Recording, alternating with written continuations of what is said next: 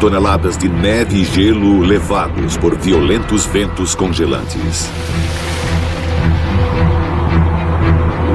A nevasca. Estradas tornam-se armadilhas mortíferas.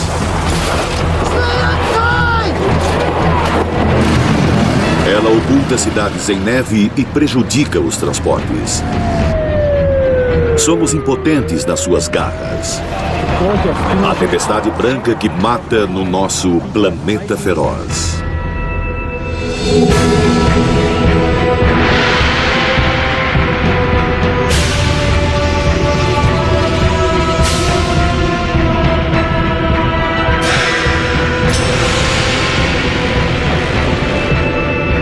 Planeta feroz. Nevasca. A nevasca. Uma mistura letal de vento, neve e temperaturas congelantes. O vento leva os cristais de neve por sobre a terra. O ar fica espesso, com gelo em suspensão. O vento faz a temperatura cair tanto que as lágrimas congelam nos seus olhos. Oficialmente é uma nevasca quando os ventos atingem apenas 48 km por hora. Nevascas podem ocorrer até sem a neve se precipitando para alimentá-las. O vento pode pegar a neve já precipitada e fazê-la voar violentamente por sobre o solo. No vento forte, essas nevascas podem chegar à altura de 9 metros ou mais. Mesmo assim, logo acima das tempestades, o céu pode estar claro.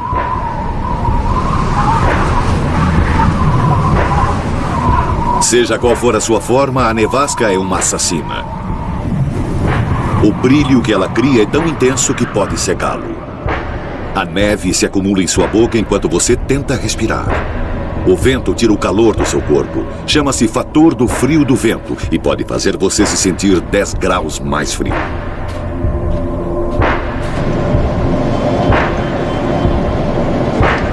A hipotermia se instala com velocidade assustadora. Primeiro, as extremidades começam a congelar. Os dedos dos pés, das mãos, o nariz. E enquanto a carne começa a congelar, ela morre. Os músculos falham, enquanto a energia para fazê-los funcionar é convertida em calor para sobreviver. As pernas e braços e finalmente os órgãos internos falham. Poucas pessoas sobrevivem se a temperatura de seu corpo cai abaixo dos 30 graus. Lentamente, você congela até morrer.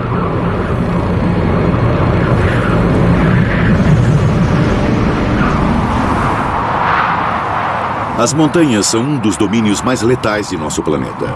Mais pessoas morrem devido às nevascas do que por quedas.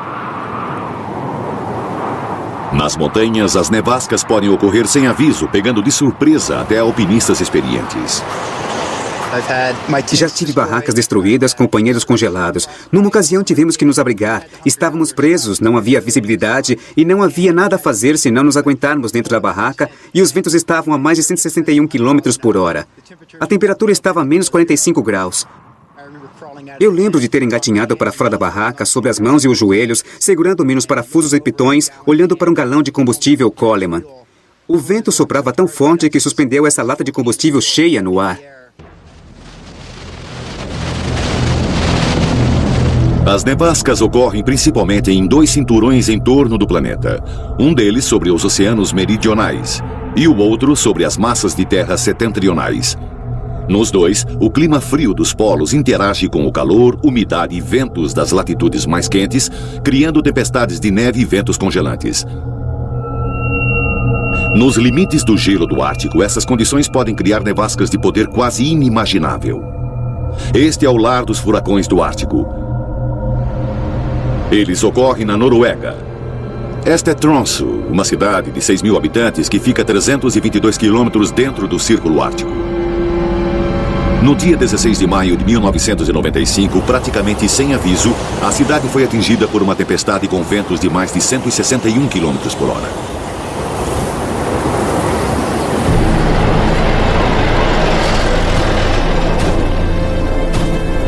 A nevasca abriu caminho pelos edifícios e levou a neve para dentro deles. Surpreendentemente, apesar da destruição, ninguém morreu. Uma tempestade atingiu a mesma cidade 18 meses depois. Desta vez, uma pessoa morreu. Nevascas tão devastadoras ainda são raras, mas nosso planeta está mudando. O aquecimento global está ocorrendo.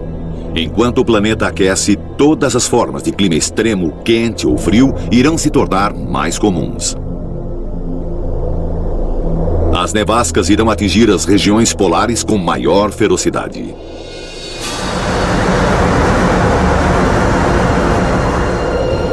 O Ártico é o lugar que a maioria de nós imagina quando ouvimos a palavra nevasca, onde as temperaturas podem cair até 51 graus negativos. Mas pouca neve nova se precipita aqui. A nevasca originada no solo reina suprema. No futuro, as nevascas ficarão piores.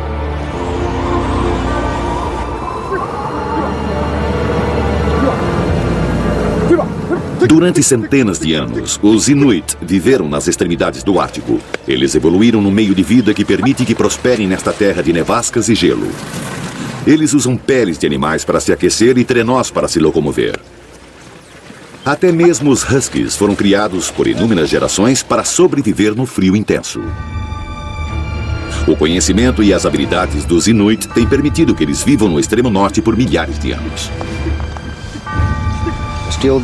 Num dia como o de hoje, você pode subir 16 quilômetros em qualquer direção e pode dar de encontro com uma bela tempestade. Você só pode suportar esse clima por um determinado tempo até que tenha que sair do vento. O único jeito é escavando. Você precisa ficar abaixo dela para que ela passe sobre você. Você não gostaria de estar lá no meio da tempestade. Antigamente, os Inuit não precisavam de nada que não pudessem encontrar no gelo. Esses são restos de 1.100 anos de uma tradicional casa Inuit. Ela era feita de pele esticada sobre uma estrutura de ossos de baleia. Os Thule Inuit passavam o seu inverno protegidos de nevascas em estruturas como esta. Debaixo do teto, uma casa foi escavada profundamente no gelo. Longe de casa, os Inuit se abrigavam nos iglus. Para construir essa cabana de caça no gelo, o viajante precisava de pouco mais do que uma faca e de muita prática.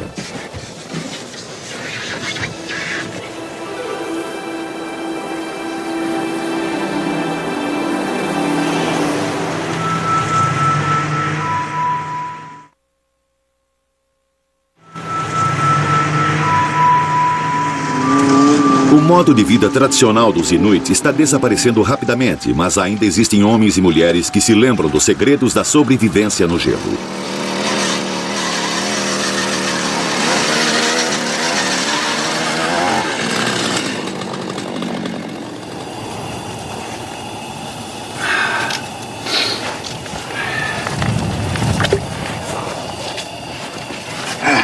Tom Gray sabe como pegar comida no mar sob o gelo.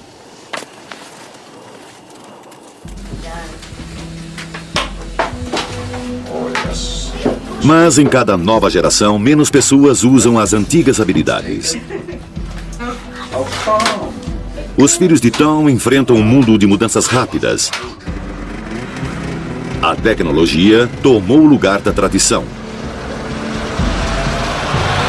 Antigamente, as enormes distâncias entre os assentamentos dos Inuit eram medidas pelo número de noites que a viagem com cães levava.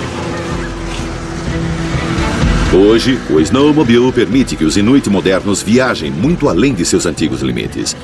Mas se ele quebrar, pode deixar o seu piloto muito distante de casa e desprotegido contra o clima.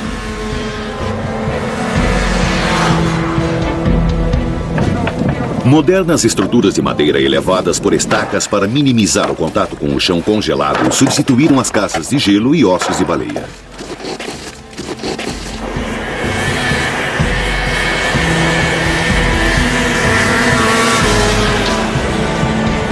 Se suas máquinas falharem ou se os suprimentos do mundo exterior cessarem, essas comunidades não poderão sobreviver nas nevascas e nas temperaturas congelantes do Ártico.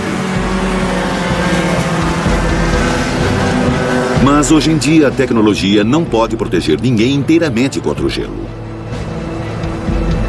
No inverno, as nevascas chegam bem ao sul para atingir as nossas cidades, levando esses centros de vida moderna a uma parada total.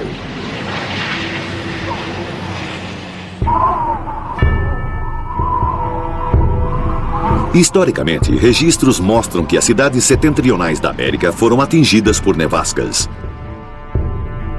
Em 1888, duas nevascas colidiram sobre a costa leste. Ventos da Nova Inglaterra sopravam a até 129 km por hora. Essa única nevasca atingiu cidades ao longo de toda a costa e deixou montanhas de neve de mais de 15 metros de altura, algumas sobre casas de 3 andares.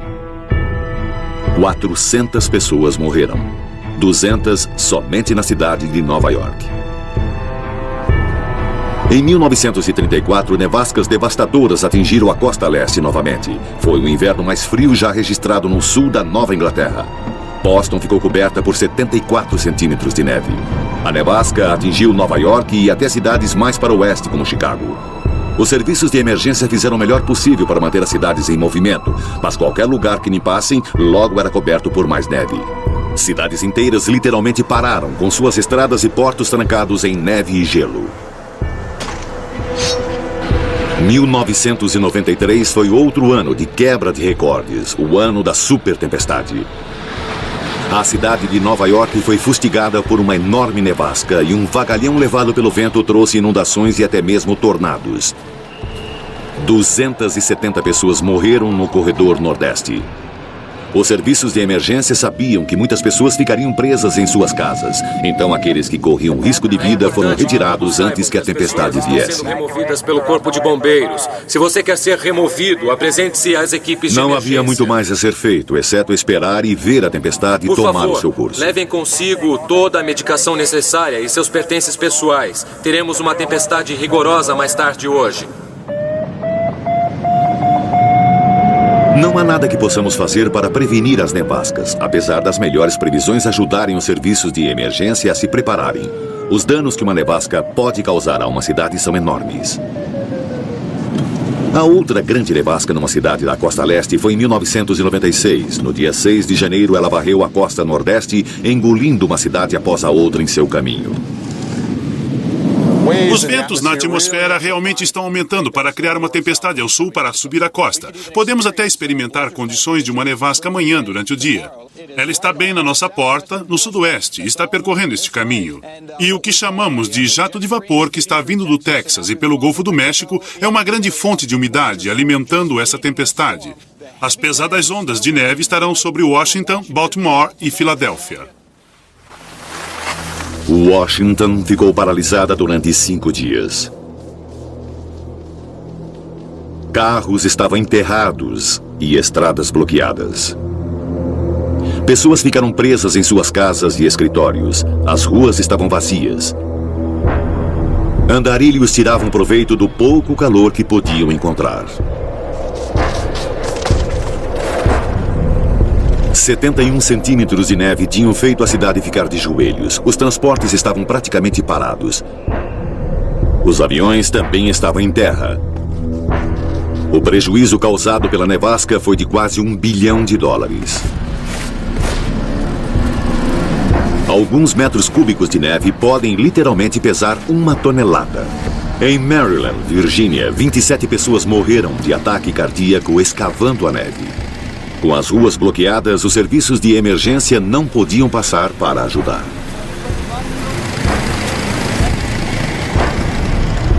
Levou 1 semana para a área voltar ao normal.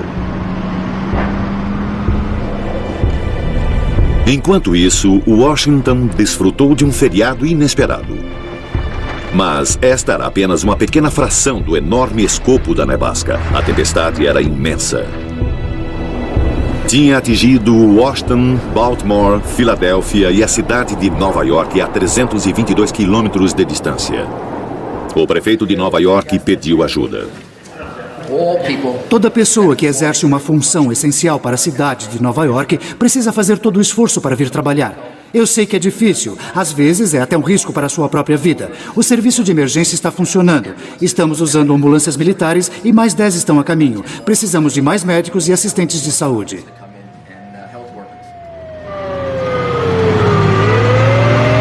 3 dias, Nova York, assim como Washington, era uma cidade em estado de sítio. Chegamos a 71 centímetros e a neve ainda está caindo. Até segunda ordem, a cidade está fechada ao trânsito de veículos, exceto no caso de emergências. Pode ser que amanhã continuemos a ter uma situação de emergência na cidade. Neste momento, a precipitação de neve está além dos recordes registrados. Temos 1.663 máquinas de tirar neve nas ruas. Assim que nós a retiramos, ela volta. E também as rajadas de vento que têm alcançado uma média de 217 km por hora. E a neve voltou para onde acabamos de limpar. É a pior nevasca que já tivemos. Na verdade, as condições nas ruas estavam relativamente amenas. Os edifícios altos desviavam e diminuíam os ventos, e então a neve precipitava-se suavemente nas ruas. Mas acima dos edifícios da cidade, a nevasca assolava ferozmente a toda força. A mesma grande nevasca viajou mais para o norte, até Boston. Lá ela despejou 76 centímetros de neve antes de finalmente se dirigir para o Atlântico. Boston é atingida por uma média de 2 alertas de nevascas em grande escala todo ano. E está melhor preparada para lidar com elas.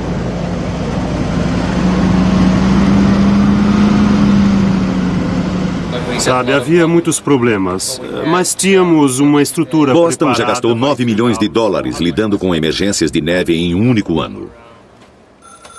Bom dia, emergência. Esta única nevasca cobriu uma área de 805 quilômetros de extensão com neve de até 79 centímetros de profundidade.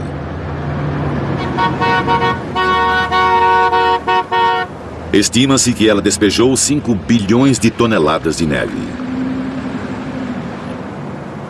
As previsões tinham melhorado desde a supertempestade de 1993 e os serviços de emergência estavam melhor preparados. Esses 2 fatores salvaram vidas. O número total de mortes em toda a costa leste foi de apenas 60 pessoas. Uma tragédia, mas em menor escala do que em 93. Nas cidades mais ao norte, as tempestades de inverno são poderosas e frequentes o bastante para que sejam necessárias medidas ainda mais drásticas. Em Montreal, no Canadá, a meta é evitar que uma nevasca paralise a cidade. Sua solução? Construir para baixo. Grande parte da vida do centro da cidade acontece em vastas alamedas subterrâneas, completamente isoladas de qualquer nevasca lá em cima. Montreal tem mais e maiores nevascas do que qualquer outra cidade do mesmo tamanho. As alamedas formam uma rede alternativa de ruas, 22 quilômetros de passagens ligadas por sua vez ao metrô, totalmente isoladas da tempestade acima. As pessoas podem atravessar a cidade, se encontrar para almoçar, fazer compras de Natal, tudo sem nunca subir. Mas mesmo ao nível do solo, as cidades são blindadas contra os piores efeitos de uma nevasca. As ruas são protegidas de um fenômeno chamado efeito da ilha de calor. Os edifícios geram vastas quantidades de calor que se irradia para o ambiente, frequentemente derretendo a neve, que se recongela em enormes pingentes de gelo. Em média, as ruas urbanas são 5 graus mais quentes do que as áreas abertas em volta das cidades.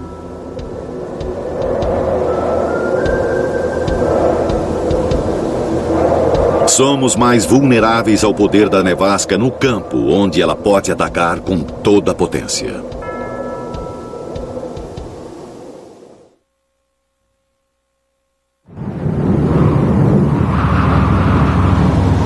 As nevascas são um assassino nas estradas abertas. A visibilidade diminui, as estradas se transformam em gelo. Se uma nevasca vem enquanto você está dirigindo, é difícil escapar.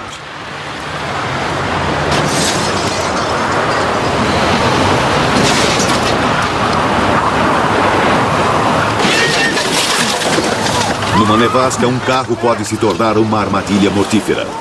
Fique aí dentro! Agora mesmo! Saia da estrada! Entre no seu carro! A senhora está bem? Cerca de 1.000 pessoas morrem a cada ano nas estradas da América. Mais de 250 mil acidentes ocorrem no gelo e na neve. Está bem? Apenas fique calma. Respire. Respire profundamente. Mais de 60 mil pessoas são feridas, mas sobrevivem. Ainda assim, as nevascas trazem um outro assassino para os motoristas presos nas estradas, incapazes de enxergar através da claridade intensa ou presos numa tempestade. O assassino é o frio. Esta é Fargo, Dakota do Norte. O clima de inverno vai de outubro a maio. As temperaturas caem a 34 graus negativos. Todos os anos, as nevascas ocorrem aqui com incansável força e regularidade. A velocidade dos ventos chega a 64 km por hora. A temperatura do vento pode chegar a 62 graus negativos. Em 1997, só as nevascas de inverno na Dakota do Sul mataram 100 mil cabeças de gado. Muitas morreram porque os fazendeiros não puderam sair para alimentá-las.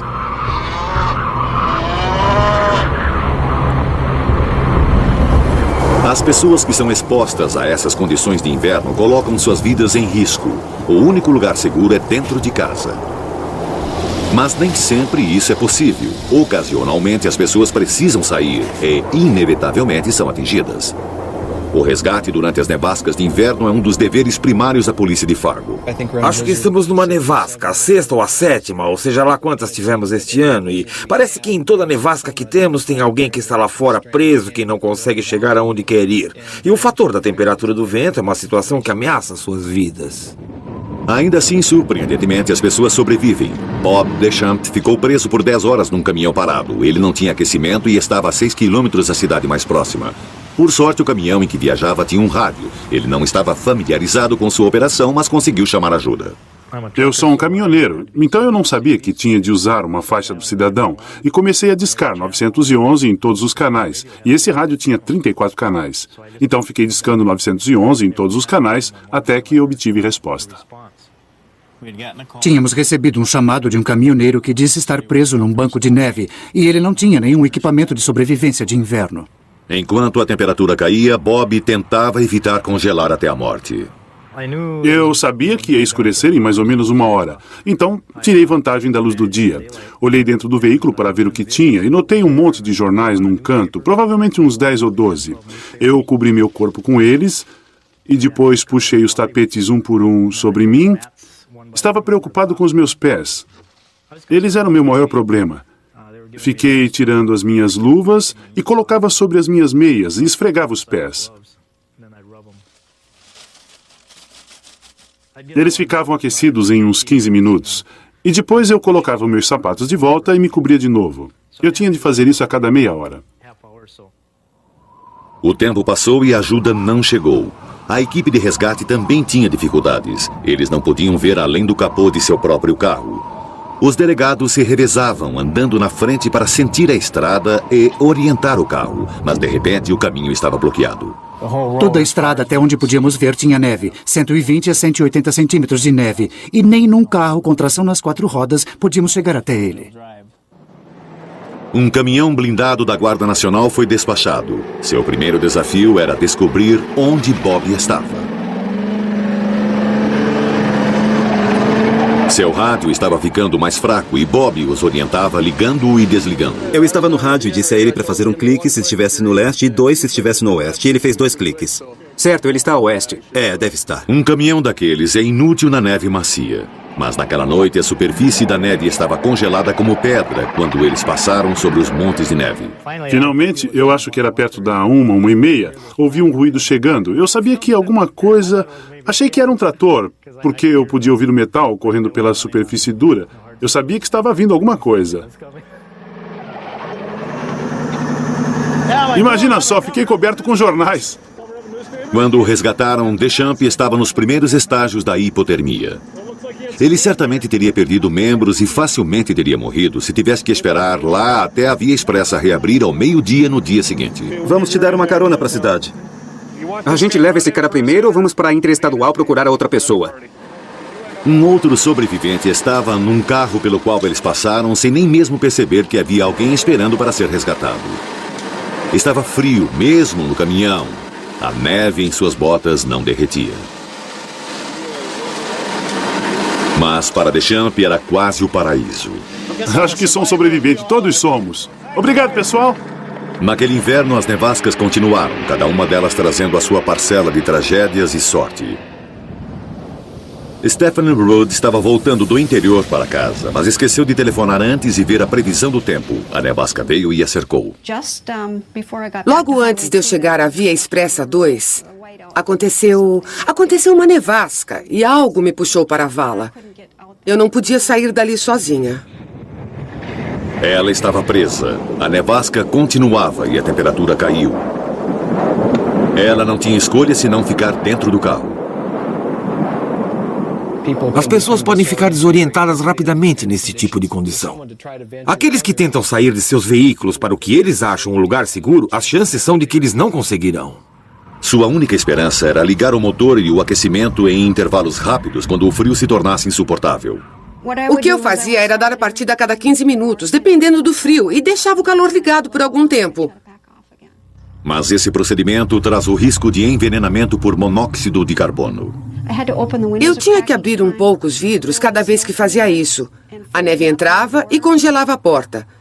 Quando o motor do carro estava ligado, eu saía para desentupir o escapamento. Não dava para andar. Era preciso muito esforço. Então eu sabia que não ia a pé para lugar nenhum. Isso seria uma grande idiotice.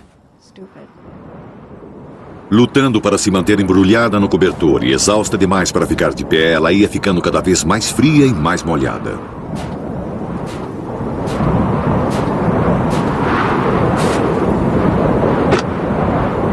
Mas então o escapamento ficou bloqueado pelo gelo e ela não podia mais ligar o motor. Fiquei lá umas 17 horas. As 4 últimas, sem aquecimento.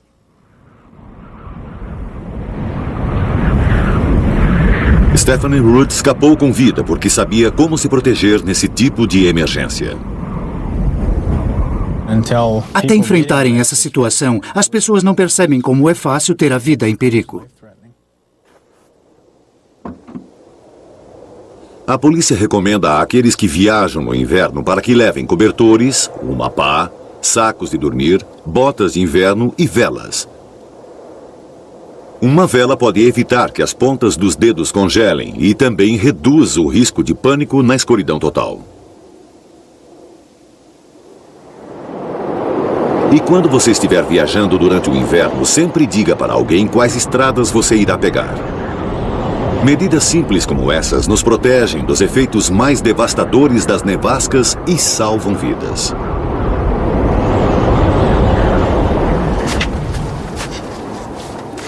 Mas alguns homens e mulheres propositadamente ignoram as regras. Exploradores e aventureiros que exploram as regiões de nosso planeta onde a nevasca reina suprema.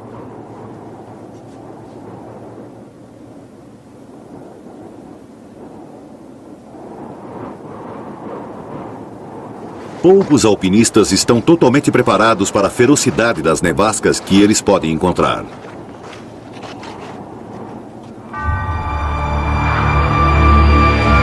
Este é o Monte Rainier, o mais alto do noroeste da América e famoso por suas violentas tempestades. 10.000 pessoas tentam escalá-lo todos os anos, atraídas pelo desafio de seus 4.267 metros de gelo e granito. O Monte Rainier não tem preocupação nenhuma com a minha segurança. As montanhas não se importam, as geleiras não se importam, as nevascas, elas não se importam com você. Você precisa estar muito bem preparado para sobreviver sozinho.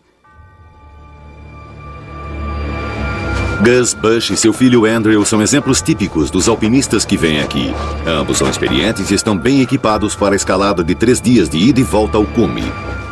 Mas em maio de 1996, uma enorme nevasca quase lhes custou a vida. Tudo começou com um erro potencialmente mortífero. No caminho para cima, o tempo começou a fechar. Eles deviam ter feito meia volta. Em vez disso, eles acharam que podiam ir ao cume e voltar antes que a tempestade os atingisse.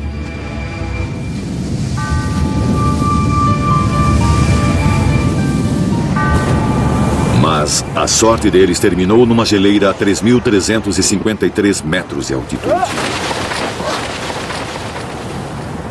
Você tá legal? Tô. O que machucou? No tornozelo. Precisamos sair daqui. Vou tentar tirar você.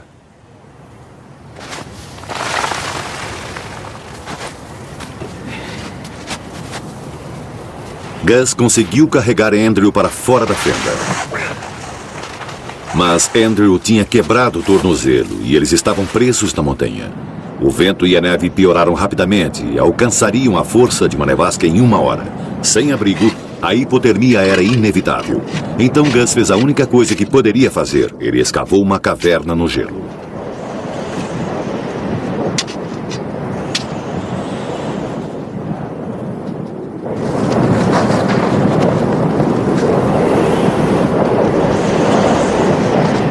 Abrigado da força da nevasca, Andrew tinha maior chance de sobrevivência. Antes de Gus finalmente se abrigar, ele conseguiu pedir ajuda. Monte Rainier, por favor. A nevasca caiu sobre eles minutos depois. Monte Rainier. Bem mais abaixo, a equipe de resgate se preparava para arriscar a própria vida na nevasca que assolava a montanha acima deles. Temos um helicóptero de prontidão, mas se isso não funcionar, queremos vocês lá em cima para descer os caras da montanha. Só temos mais 1 hora de luz. Vamos. Eles precisavam fazer a escalada através da mesma tempestade que ameaçava matar Gus e Andrew. O vento agora soprava a 80,5 km por hora fora de sua caverna de gelo. A temperatura era de 51 graus negativos. Dentro da caverna estava gelado, mas era possível sobreviver a isso. Sem a caverna, eles teriam morrido em poucas horas. A equipe de resgate chegou à nevasca restando apenas 30 minutos de luz. Desse momento em diante, suas próprias vidas estavam em perigo.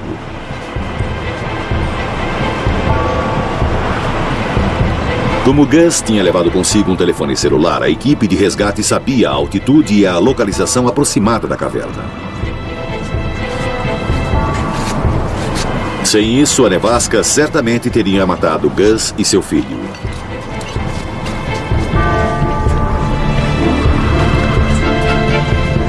Com o cair da noite, eles tiveram mais um acaso feliz. A nevasca parou tão de repente quanto tinha começado.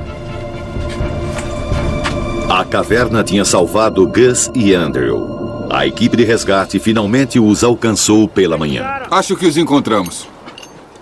Oh, Deus, como é bom ver vocês. Como vocês estão? Bem, meu filho está lá dentro e ele quebrou o tornozelo.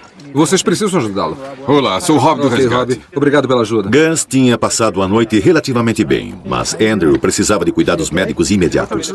Vou te dar um pouco de oxigênio para ajudá-lo a respirar.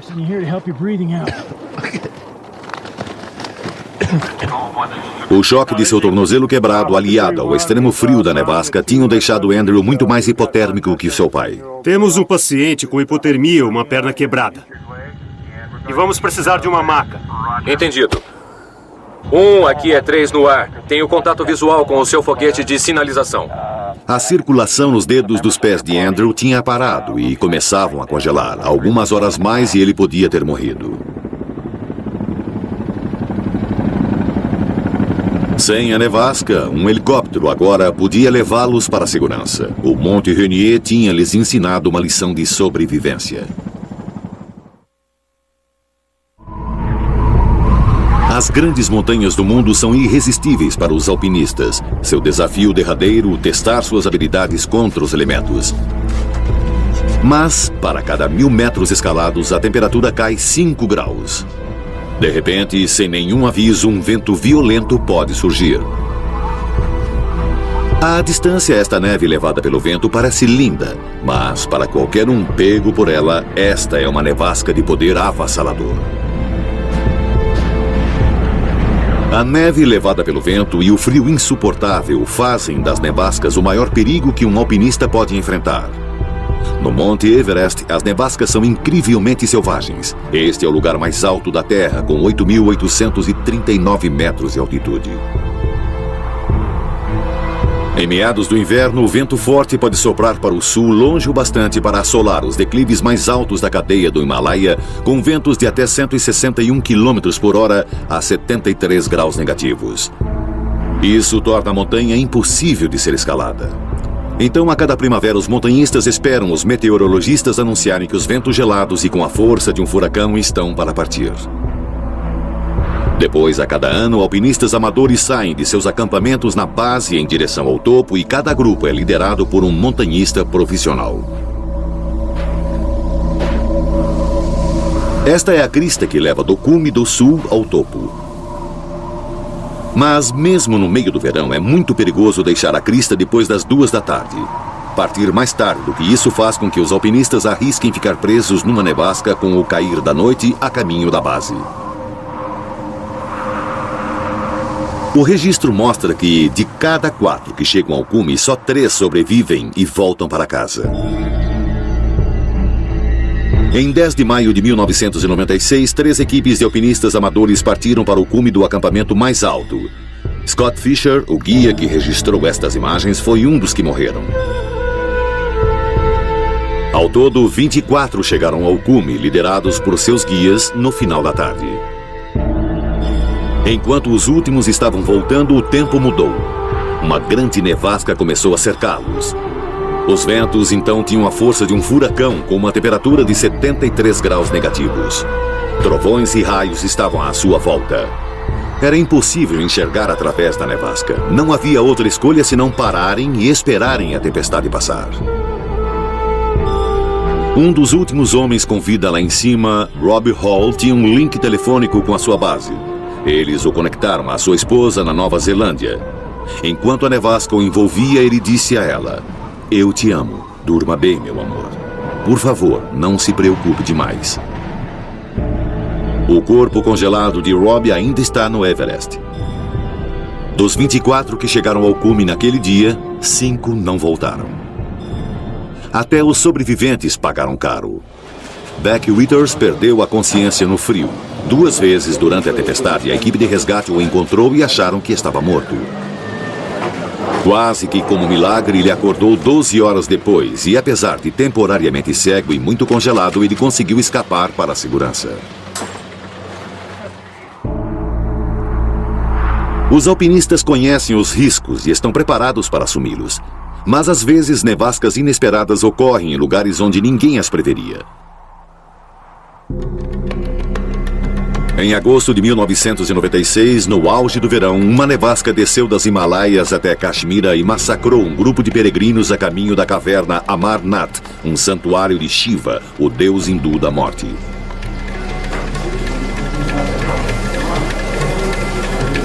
Estava quente, então os peregrinos vestiam as suas roupas mais leves. A nevasca os pegou sem aviso e não teve nenhuma misericórdia. 138 peregrinos morreram, 15 na entrada da caverna. 9.000 ficaram presos, mas sobreviveram ao frio numa escarpa da montanha. Muitos dos feridos foram salvos, mas só por uma grande operação de resgate com helicópteros.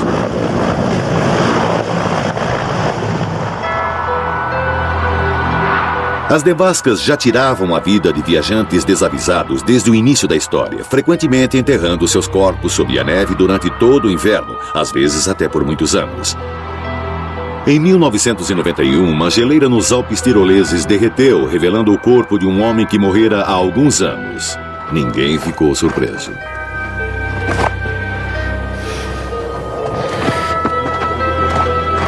Com ele encontraram algo surpreendente. Fragmentos de madeira, metal, restos de ferramentas da Idade do Bronze.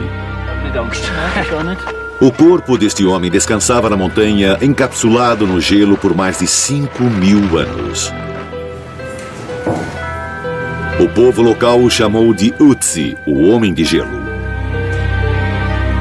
Um estudo científico revelou que, mesmo que as roupas e o equipamento parecessem primitivos, Ötzi estava incrivelmente bem preparado para uma viagem através das regiões ermas geladas. 5.000 anos atrás, Ötzi andou por estas montanhas. Era uma viagem perigosa, uma que qualquer viajante só deveria fazer se estivesse em boas condições. Talvez ele tenha encontrado uma tempestade de neve inesperada. Talvez ele tenha partido para sua viagem tarde demais. Nunca saberemos. Mas o tempo fechou à sua volta enquanto ele se aproximava de uma garganta da montanha e a nevasca o engoliu.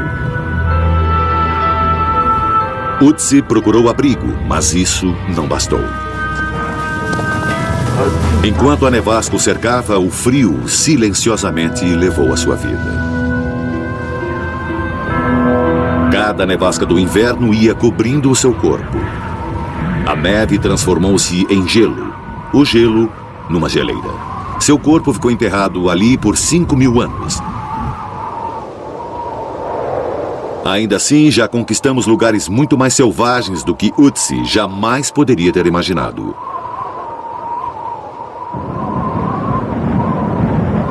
Talvez o ambiente mais extremo seja o da Antártida. A sobrevivência aqui seria impossível sem tecnologia moderna e suprimentos entregues numa base regular. Praticamente todos os habitantes daqui são cientistas que passam 6 meses de cada vez aqui, isolados do resto do mundo, em condições que podem ser até mais hostis do que no norte do Ártico. Grandes nevascas originárias do solo podem assolar este lugar por muitos dias. As pessoas são visitantes relativamente novas a este deserto congelado. Quando os pioneiros chegaram aqui, a nevasca era o seu pior inimigo. Em 1911, o capitão britânico Robert Falcon Scott fez a sua malfadada tentativa de ser o primeiro a chegar ao Polo Sul. Numa plataforma de gelo abaixo do Monte Arabes, ele e sua equipe de 4 pessoas se prepararam para trilhar o coração do continente antártico, carregando seus suprimentos e deixando comida e combustível em lugares onde fariam paradas no caminho de volta. Essa viagem terminaria numa tragédia terrível. O rival norueguês de Scott, Roald Amundsen, usou um método diferente. Ele usou cães, primeiro para levar os suprimentos e depois a comida. Quando Scott chegou ao polo, ele encontrou a bandeira norueguesa já fincada. Enquanto Scott apressadamente voltava para a costa, as condições do tempo tornavam-se cada vez piores. A alguns quilômetros da segurança de sua última pilha de suprimentos surgiu uma nevasca. Eles não podiam prosseguir, então acamparam. Enquanto a temperatura caía a 62 ou 73 graus negativos, a nevasca matou a todos.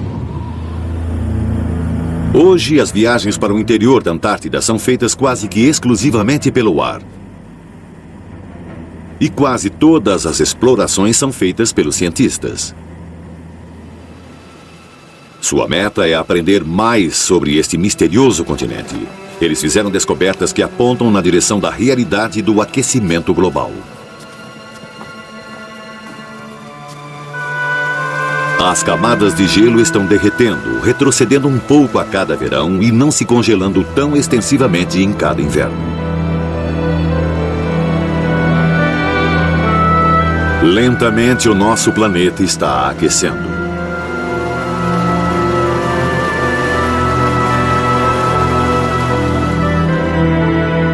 Ironicamente, com esse aumento de calor, haverá ainda mais nevascas. Enquanto a atmosfera se aquece, ela mistura os complexos sistemas climáticos da Terra. Climas extremos de todos os tipos podem se tornar mais comuns. Assim como mais calor, também haverá mais frio. Os ventos serão mais violentos. E as nevascas podem ficar cada vez maiores. Elas atravessarão os polos com incrível ferocidade.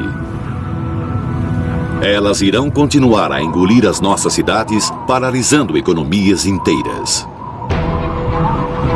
As nevascas irão urrar com incrível poder sobre o nosso planeta feroz. Versão brasileira, Tempo Filmes, São Paulo.